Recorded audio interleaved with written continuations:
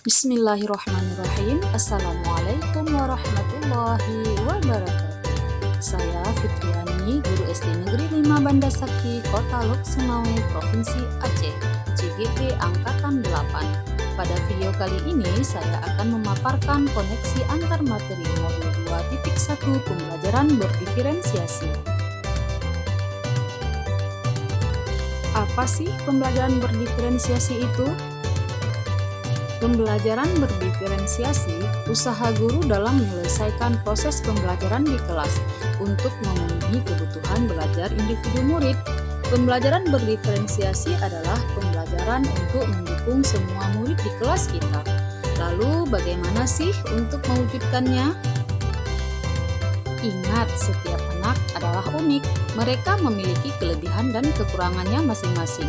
Begitu pula dengan minat, gaya belajar, kebiasaan, pola pikir, kemampuan literasi, dan lain-lain. Pasti berbeda kan? Nah, disinilah diperlukan usaha guru untuk dapat memenuhi kebutuhan belajar murid yang berbeda-beda agar mereka merasa nyaman saat belajar di kelas dan tentunya tujuan pembelajaran dapat tercapai.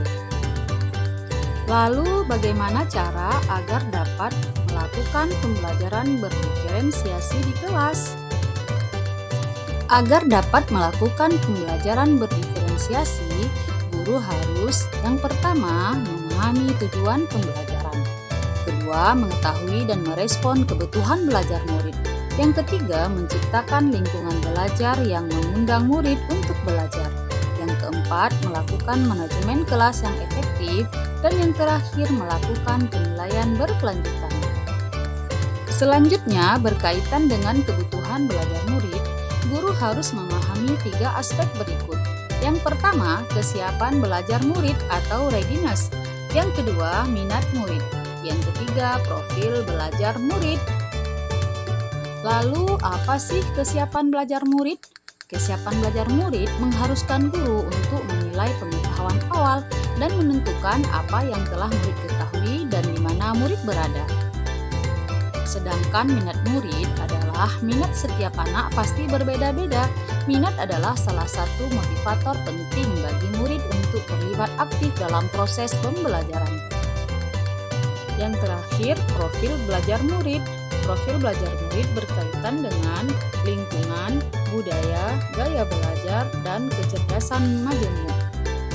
Belajar murid dapat diidentifikasi berdasarkan cara-cara berikut ini.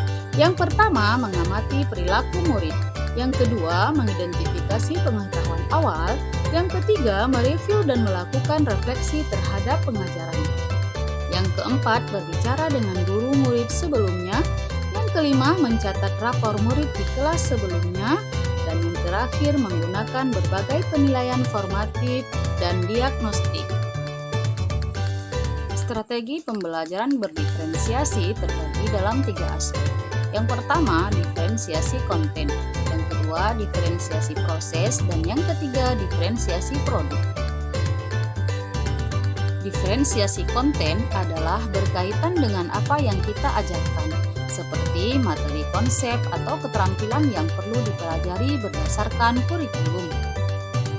Adapun diferensiasi proses yaitu kegiatan yang memungkinkan murid berlatih dan memahami atau memaknai konten dengan cara membedakan proses yang harus dijalani oleh murid.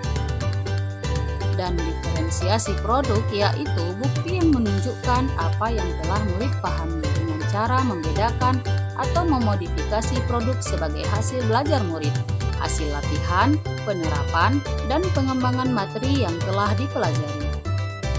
Lalu, apa sih keterkaitan antara modul pembelajaran berdiferensiasi dengan modul-modul lain sebelumnya? Agar dapat melakukan pembelajaran berdiferensiasi, maka guru harus berusaha memenuhi kebutuhan belajar murid sesuai dengan kodrat alam dan kodrat zaman berdasarkan filosofi Ki Hajar Dewantara. Dalam melakukan pembelajaran berdiferensiasi, seorang guru penggerak harus berpihak pada murid, reflektif, mandiri, kolaboratif, dan inovatif untuk menciptakan pembelajaran berdiferensiasi agar dapat memenuhi kebutuhan murid. Dengan demikian, seorang guru penggerak dapat mewujudkan kepemimpinan murid dengan menuntun murid cara belajar. Hal ini sesuai dengan nilai dan peran guru penggerak.